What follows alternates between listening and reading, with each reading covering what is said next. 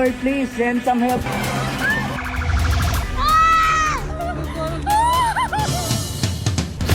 Mahigit 2,000 aftershocks na ang naitala ng PHIVOLCS sa Cebu. Yan ang nagdudulot ang takot sa mga residenteng bumalik sa kanilang mga tahanan. Ang ilan sa kanila, naglatag muna sa kalsada o kaya naman ay natulog sa kulungan ng baboy. May live report si Ian Cruz. Ian. Kaya naman June sa ngayon ay tulong ang patuloy na hiling ng ating mga kababayan dito sa Northern Cebu na labis ngang naapektuhan ng malakas na lindol. Oras ang itinagal ng rescue and retrieval operations sa gumuhong 2-story pension house na ito sa Bogo City, Cebu. Ang kanilang hinahanap, ang mag-ina na nadaganan ng gusali. Unang nakuha ang batang lalaki bago tuluyang na-recover ang kanyang ina. Ang ama ng tahanan, matyagang naghintay na maiahon sa debris ang kanyang mag-ina. Sa Bogo City, ang episentro ng magnitude 6.9 na lindol. Mula sa himpapawid, kitang-kita ang tindi ng pinsala sa gusaling ito.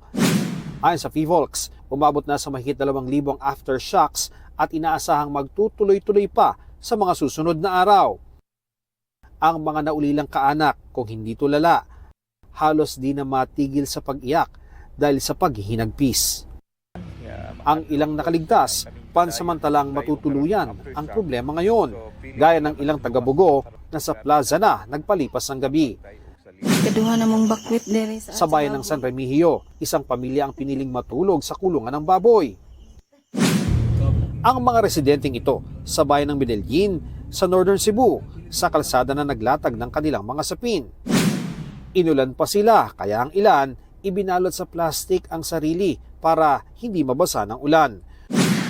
Problema rin sa bayan ang mga nagkabitak-bitak na kalsada. Ang tulay na ito, isang linya lang ang nadaraanan. Ilang bahay rin ang lubhang nawasak, gaya ng bahay na ito sa barangay Lamintac Sur, kung saan nadaganan at nasawi ang senior citizen na si Mang Rolando. Nakaburol na siya, pati ang ate niyang si Anyana Cueva, na nadaganan din ng guho sa kalapit na bahay. Ginawa ko talaga ang lahat pero hindi ko talaga maangat yung Sa post ni Cebu Governor Pambari 4, 10 ang naitalang patay sa bayan ng Medellin dahil sa lindol.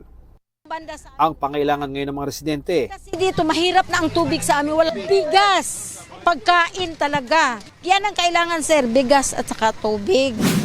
kanina nag-aerial inspection si Pangulong Bongbong Marcos sa Bogo City. Inanunsyo ng Pangulo ang ayuda para sa lalawigan ng Cebu at mga bayang apektado ng lindol. Dahil hindi agad marirelocate ang mga nawalan ng tirahan, gagawa ng isang tila tent city. Ang gagawin natin, kukuha tayo ng mga tent na malalaki at itatayo natin, gagawa ng tent city. May food supply, may water supply, may kuryente kung kailangan mag-genset. Pinamamadali rin ng Pangulo ang paghahatid ng tulong at ang pagsasaayos sa mga infrastrukturang nasira, lalo na ang ospital. Si VP Sara Duterte at ang Office of the Vice President kahapon pa na sa Cebu para sa relief operation sa mga bayang napinsala ng lindol. Bukod sa Medellin, namahagi ang OVP ng food packs, tubig, hygiene kits at iba pang non-food essential sa San Remigio, Bogo, Tabuelan at Tabugon. We are fervently praying for your safety in Cebu and other parts of the Visayas affected by the earthquake and aftershocks. We ask God to grant comfort to those who have lost loved ones and to provide relief and strength for those holding their families together amid property loss and damage.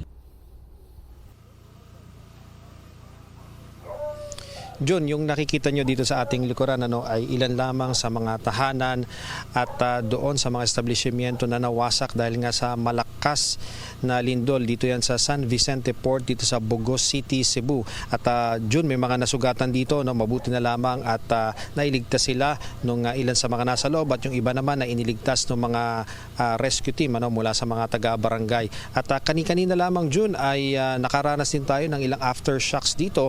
Kaya naman ngayong magdamag ay talagang maraming mga residente ang hindi magpapalipas ng magdamag doon sa loob ng kanilang tahanan at bagkus ay doon sa mga open space sila matutulog para nga daw iwas sila sa peligro sakaling malakas na aftershock yung tumama dito, June.